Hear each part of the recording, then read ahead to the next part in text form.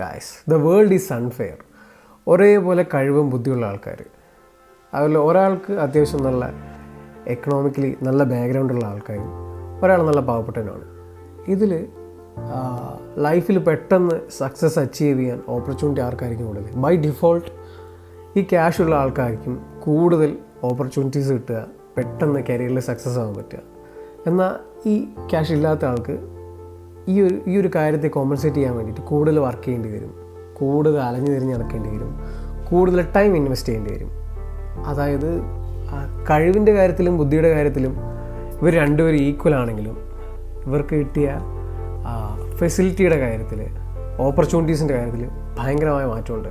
അതുപോലെ തന്നെ ഇവരുടെ പാരൻസിൻ്റെ അടുത്ത് നിന്ന് ഇവർക്ക് കിട്ടുന്ന പ്രാക്ടിക്കൽ ഇൻ്റലിജൻസിൻ്റെ കാര്യത്തിൽ മാറ്റം ഉണ്ടാകും. പിന്നെ എല്ലാവരും പറഞ്ഞു കേട്ടിട്ടുള്ളൊരു സാധനമാണ്, നമുക്കൊരു പാഷൻ ഉണ്ടാവും, നമ്മൾ ആ പാഷനെ ഫോളോ ചെയ്യണം, അതിൻ്റെ പുറകെ പോയാൽ നമ്മൾ വലിയൊരു സക്സസ്സിലേക്ക് എത്തുന്നു. അങ്ങനെ സക്സസ് ആയവരുണ്ട്. പക്ഷേ ഞാൻ ഈ പറയുന്നത് കേൾക്കുന്ന ഒരുപാട് പേർക്ക്, ഭൂരിപക്ഷം ആൾക്കാർക്ക് ഒരു പ്രീ എക്സിസ്റ്റിംഗ് പാഷൻ ഉണ്ടാവില്ല. കുറേ പേർക്ക് അവരുടെ പാഷൻ എന്താണെന്ന് അറിയുന്നുണ്ടാവില്ല. അങ്ങനെയുള്ളവർക്കൊരു ബെസ്റ്റ് കരിയർ ഉണ്ടാവില്ലേ? അങ്ങനെയുള്ളവർക്ക് ലൈഫിൽ സക്സസ് ആവാൻ പറ്റില്ലേ? പറ്റും. ഇങ്ങനെയുള്ളവർ ഒരുപാട് ജോലികൾ ചെയ്ത് നോക്കും, എന്നെ പോലെ പല പല പല ജോലികൾ ചെയ്ത് നോക്കും. അങ്ങനെ ഇതിലേതെങ്കിലും ഒരു ജോലി കൂടുതൽ ഇഷ്ടപ്പെട്ട് അതിൽ സ്റ്റിക്ക് ഓൺ ചെയ്യും.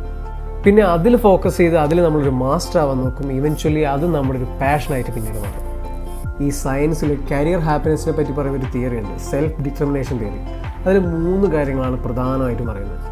അതിൽ ഒന്നാമത്തെ കാര്യമാണ് ഓട്ടോണമി. നമ്മുടെ വർക്ക് പ്ലേസിൽ നമുക്കൊരു അധികാരമുണ്ട്, നമ്മുടെ അഭിപ്രായങ്ങളും നിർദ്ദേശങ്ങളെല്ലാം മാനിക്കപ്പെടുന്നുണ്ട്, ആ ഒരവസ്ഥ.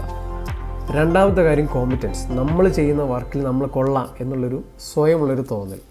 മൂന്നാമത്തെ കാര്യം റിലേറ്റഡ്നെസ്, നമ്മുടെ കൂടെ വർക്ക് ചെയ്യുന്നവരായിട്ടുള്ള നമ്മുടെ ഒരു കമ്മ്യൂണിക്കേഷൻ, നമ്മുടെ ഒരു നല്ല ബന്ധം.